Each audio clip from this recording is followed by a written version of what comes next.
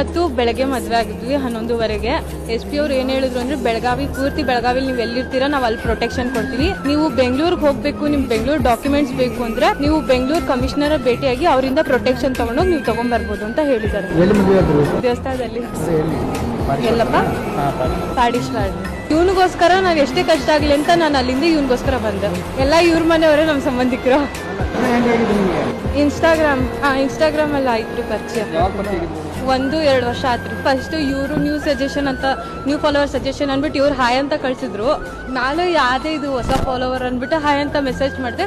ಹಂಗೆ ನಮ್ಮ ಫ್ರೆಂಡ್ಶಿಪ್ ಇಂದ ಬೆಳ್ಕೊಂಡೋಗಿ ಫ್ರೆಂಡ್ಶಿಪ್ ಬಂದು ಬೆಳಗಾವಿಲಿ ಮದ್ವೆ ಇದೆ ಅಂತ ಕೂಗಿದ್ರು. ಸೊ ಬೆಳಗಾವಿಲಿ ಮದ್ವೆ ಇದೆ ಅಂತ ಬಂದಾಗ ನನಗೆ ಇವ್ರ ಫ್ಯಾಮಿಲಿ ಕ್ಲೈಮೇಟ್ ಫ್ಯಾಮಿಲಿ ಎಲ್ಲ ಎಷ್ಟು ಚೆನ್ನಾಗಿ ಕೈ ತುತ್ತು ತಿನ್ಸೋದು ಮಗಳ ತರ ನೋಡ್ಕೊಂಡ್ರು. ಸೊ ನನಗೆ ಇದೇ ಮನೆ ಬೇಕು ಅಂತ ನಾನು ಇಲ್ಲ ಫಿಕ್ಸ್ ಆಗ್ಬಿಟ್ಟಿದ್ದೀನಿ. ಅಲ್ಲಿಂದ ಹೆಂಗ್ ಬಂದೆ ಅಂದ್ರೆ ಅವ್ರು ಇರ್ಲಿಲ್ಲ.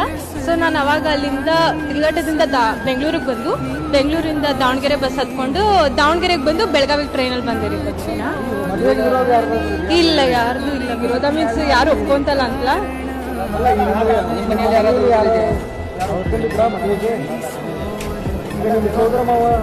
ಇಲ್ಲ ರೀ ಅವ್ರು ಯಾರು ಒಪ್ಕೊಂಡಿಲ್ಲ. ಇವ್ರ ಮನೆಯವರೇ ಎಲ್ಲಾರು ಒಪ್ಕೊಂಡು ಮದ್ವೆ ಮಾಡ್ತಾರೆ.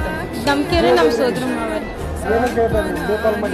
ವಿಡಿಯೋ ಕಾಲ್ ಮಾಡಿದಾಗೆಲ್ಲ ಕೇಳ್ತಾ ಇದ್ದಿದ್ದು ಒಂದೇ, ಎಲ್ಲಿದ್ಯಾ 5 ರಿಂದ 10 ಬಾರಿ ವಿಡಿಯೋ ಕಾಲ್ ಮಾಡ್ಬಿಟ್ಟು ಮನೇಲಿ ಇದೆಯಾ ಇಲ್ವಾ ಅಂತ ಕನ್ಫರ್ಮೇಶನ್ಗೋಸ್ಕರ ಕಾಲ್ ಮಾಡಿ.